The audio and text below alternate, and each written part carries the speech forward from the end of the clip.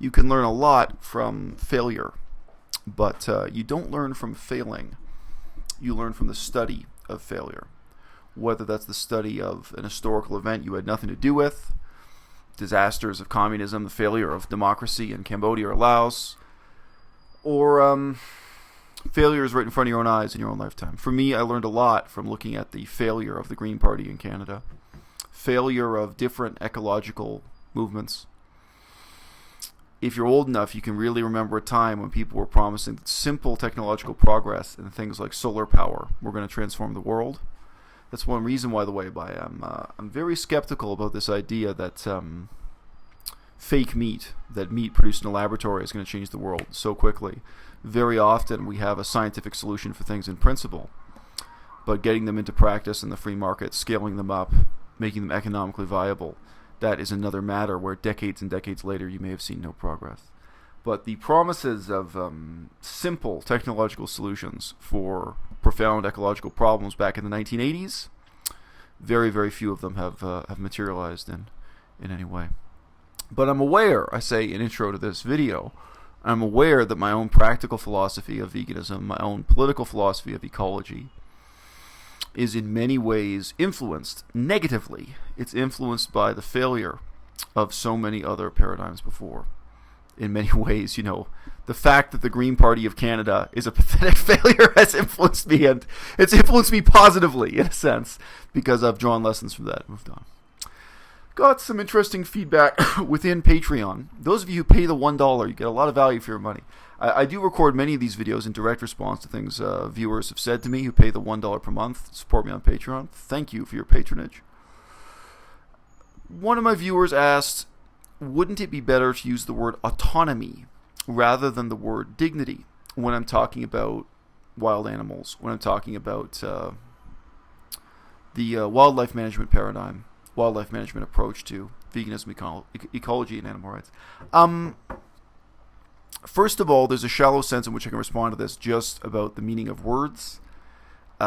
We do not talk about autonomy in death. We talk about dignity in death, right? The reason why dignity is so useful is that you can have dignity in suffering. And this is related to my rejection of utilitarianism. There's a video on that again was a direct response to a Patreon supporter. Someone who paid the $1 sent me that question that day, the same day they signed up. I recorded the video, same day they joined the group. So that was a satisfying little interaction with one of my viewers. I do not think the meaning of life for human beings is happiness. I do not think the meaning of life for animals is happiness, nor even that we can structure how we live as humans or how we treat animals in terms of the reduction of suffering. The life of a wild animal may have infinitely more suffering than a domesticated animal, but as I've said before recently, I think that a lion, in a sense, deserves to live for 5 years in the wild, i.e. if its natural lifespan, if this particular lion happens to be only 5 years, 5 years perhaps of sorrow, hunger, struggling, suffering, ending eventually in death in the wild. In a sense, a lion deserves that life rather than being domesticated, castrated, forced to perform in a zoo or a circus, rather than existing as a toy for human entertainment or as one of the accoutrements for human civilization. Now, I use the word dignity in talking about that contrast of values. I talk about the dignity of a lion that gets to live and die in the wild on its own terms.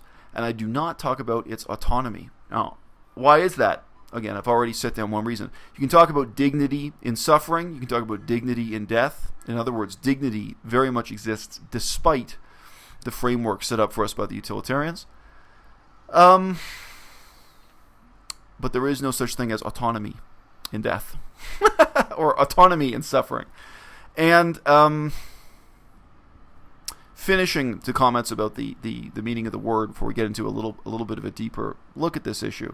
The real meaning of autonomy, etymologically and politically, autonomy is the ability to make your own laws.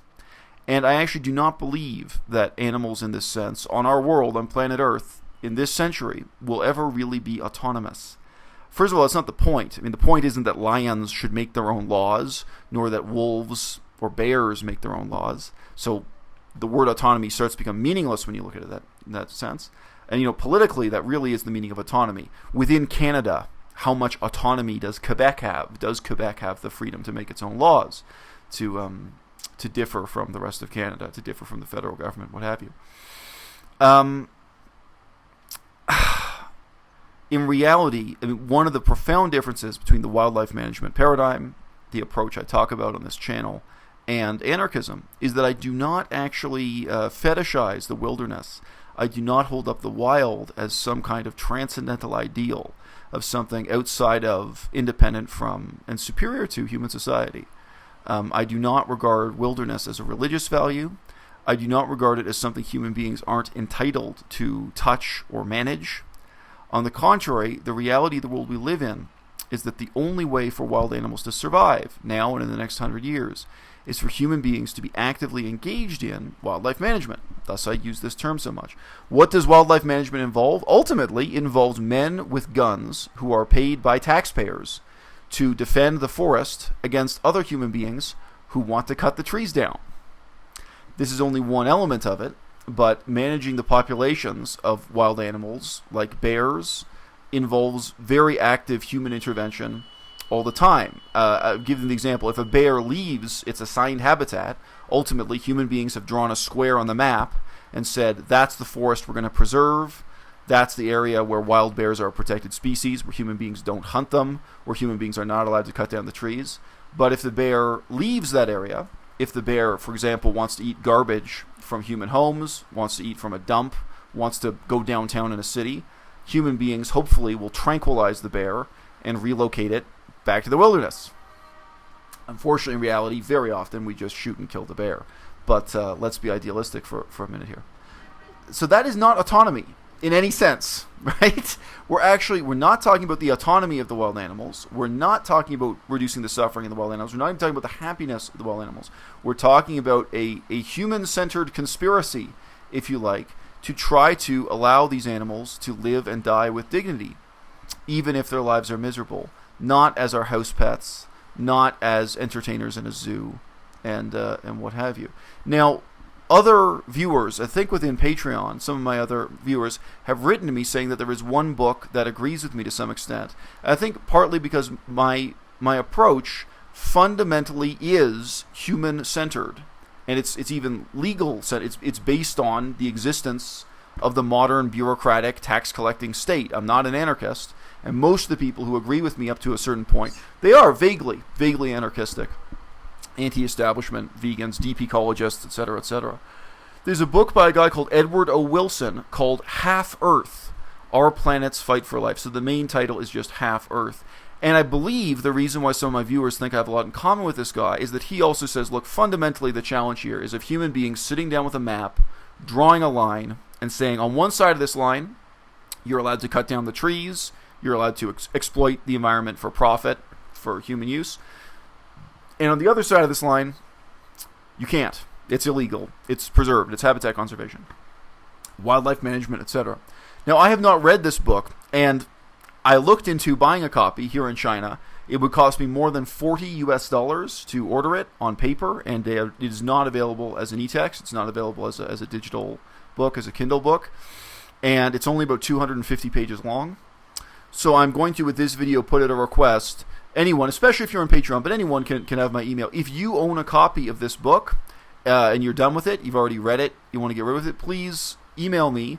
I would like to arrange for someone to send me a copy of this because I can't justify the cost while I'm here in China. And with anything you buy like that here in China, it's possible it'll never arrive. Like you can pay the money and it's just going to disappear in the mail. So only do this. If you've already read it and you're finished with the book, I would be interested to get a copy of that. It may be I have nothing in common with the guy. I think it's most likely I'll read it.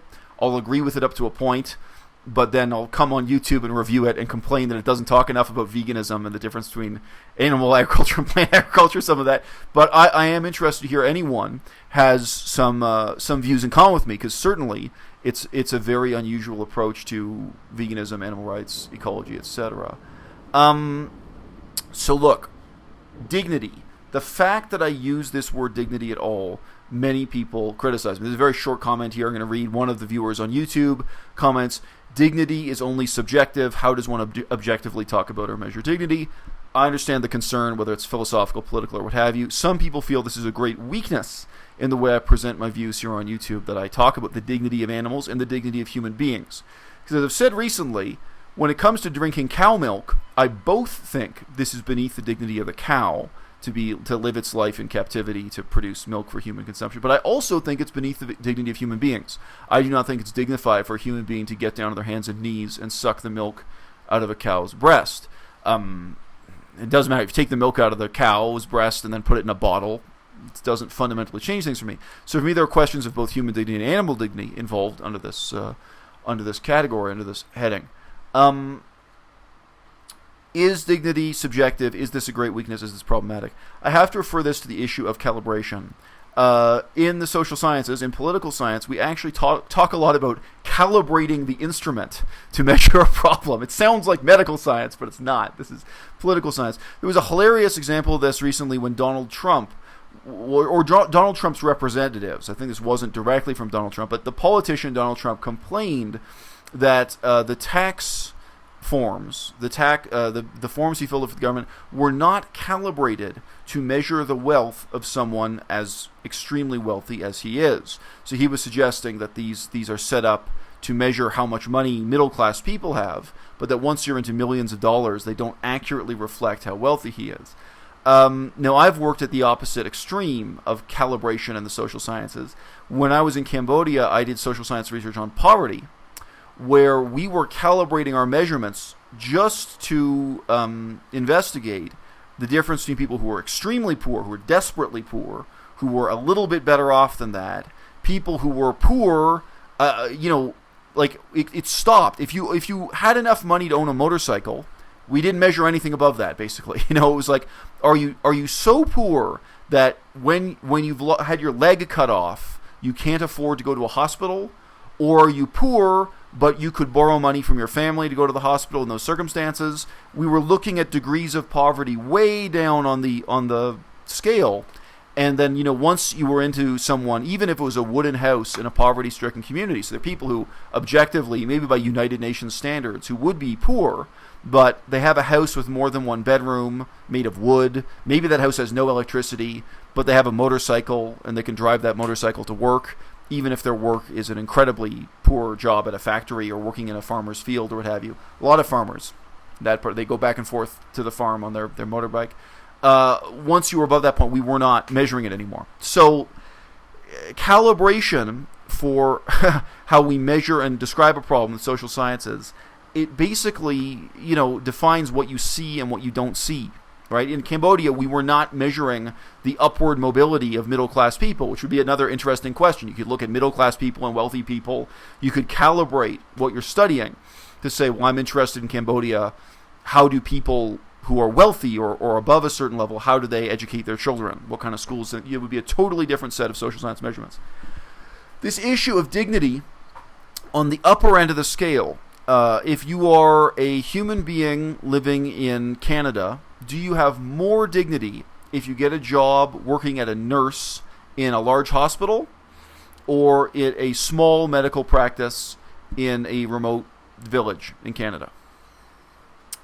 That's a very different set of measurements for dignity, right? We're talking about the upper end of the scale, calibrating what we're measuring, what we're investigating.